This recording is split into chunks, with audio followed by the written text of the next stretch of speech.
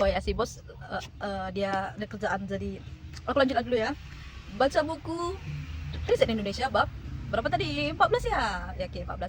Oke, aku berkeringat. Aduh jangan pertanyakan soalnya kau tahu daerah ini sangat-sangat meskipun ini mau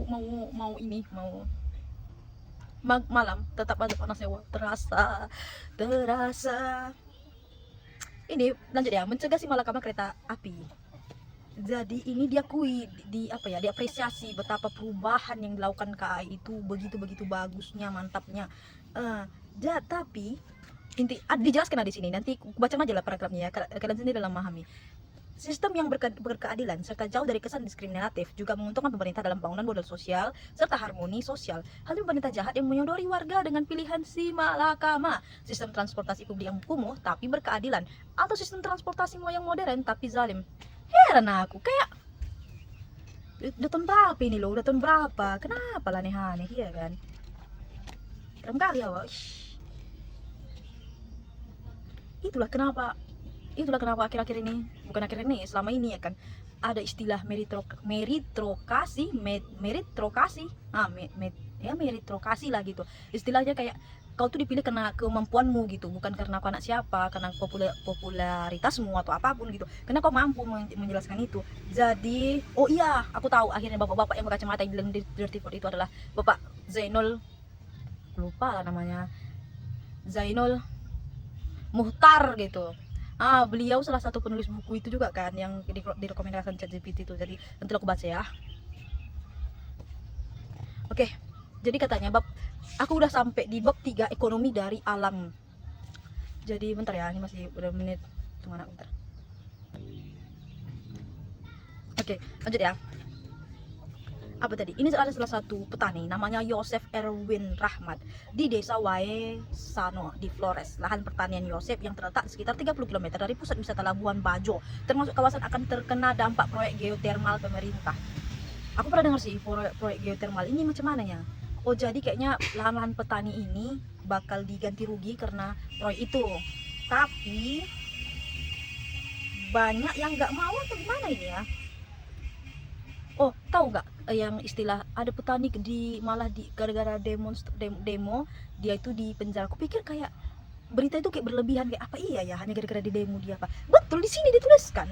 Ngatina, petani lain juga menolak. Saya bekerja dan bertani untuk anak cucu, bukan untuk pemerintah, katanya gitu. Ngatina salah satu perempuan yang sempat dipukul polisi dan mendekam dalam tahanan karena demonstrasi menolak tambang batu andesit di Wadas. Oh mak Tuhan, ya juga ya kok dipikirkan kalau dikasih duit begitu aja, duit ini diapakan gitu, paling beli mobil ya kan, beli mobil. Kalau beli tanah dekat situ, tapi tidak beli tanah dekat situ pun tapi digunakan untuk proyek. Kemana mau dibelikan duit itu? Maksudku kalau dibelikan ke situ, kalau diganti rugi tanah kita, dibelilah tanah lain kan, untuk kita entah bertani kek, dimanfaatkan kek, atau budidaya apa kek gitu. Kalau dikasih duit gitu aja, gak adanya lahan mau dibeli, ya juga ya kan. Oke, ini katanya ya penutup kadang paragraf penutupnya itu yang gong, isinya itu tersirat sesuatu yang kayak kalau kita berpikir kalau aku bacanya, kalau aku baca gitu ada pesan tersirat di dalam paragraf itu yang bikin selain letupan dalam otak kayak dah tunggu stop, aku takut mengeluarkan kata-kata yang tidak pantas. Oke, budidaya pertanian dan perkebunan yang sehat serta pengelolaan hutan yang baik sangat penting bagi ekonomi negeri di seluruh dunia. Tidak ada negara maju yang industrinya tanpa fondasi kuat dalam pertanian dan pengelolaan sumber daya alam hayati. Oke, ada ini katanya, bab berikutnya adalah Mustika Bung Karno, swasembada pangan dan keragamannya. Jadi dulu katanya pernah di tahun 1967 Bung Karno pernah meminta Kementerian Pertanian mendokumentasikan dan menerbitkan buku resep masakan yang dikenal masyarakat Indonesia dari Sabang sampai Merauke. Buku itu berjudul Mustika Rasa. Itu berisi 1.600 resep masakan. Tidak semua tentang resep masakan asli, mengingat seni kuliner Indonesia menerima pengaruh luas dari Cina, India, dan Eropa, tapi sebagian besar bertumpu pada keragaman hayati lokal. Pemerintah Bung Karno itu diilhami oleh meluasnya gejala kelaparan. Oh iya, aku pernah lihat dokumentasinya kan di Watchdog atau apa gitu. Jadi dalam satu daerah itu, satu daerah atau beberapa daerah gitu, orang itu memang sumber makannya itu nggak beras gitu, nggak padi, mereka tuh makannya sagu atau apa gitu, sagu ya, aku takut salah ngomong ya. Itulah kalau nggak salah, itulah bukan beras gitu, tapi gara-gara program apa gitu, jadi kayak mau diselaraskan gitu kan, nggak semua orang ya kan apa itu gitu ya. Terus dijelaskan ini, aku terkejut sumpah. Indonesia itu masih memiliki hutan tropis terluas ketiga di dunia, satu-satunya negeri di dunia tempat badak orang hutan gajah beruang. Bukan itu ya maksudku, ada begitu banyak data yang diberikannya.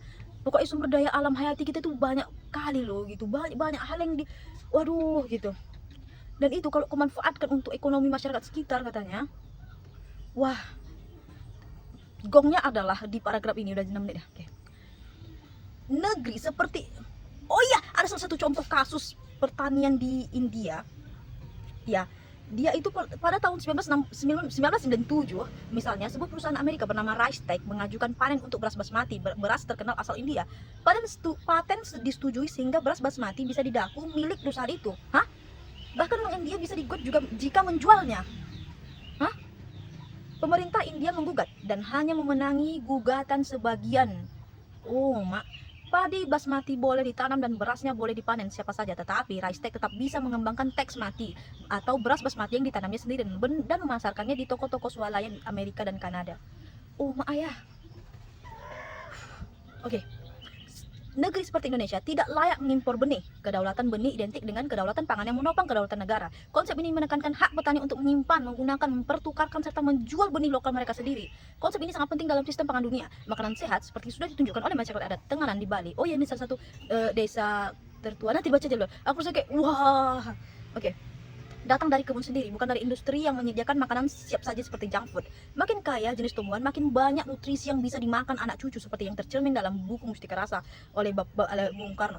Keanekaragaman hayati adalah resep utama untuk menyelesaikan masalah kurang gizi dan kelaparan yang digadang-gadang. Programnya itu katanya menggadang-gadang untuk mengurangi kurang gizi dan kelaparan. Masa mau cemana kayak mana mengatasi kurang gizi sedangkan lahan itu dibikin. Itulah pentingnya meritokrasi ya, meritokrasi betul lah. Oke, sebenarnya aku udah baca lagi sehingga untuk mengejar target. Tunggu ya. Udahlah, oke, bye, sudah 9 menit, bye.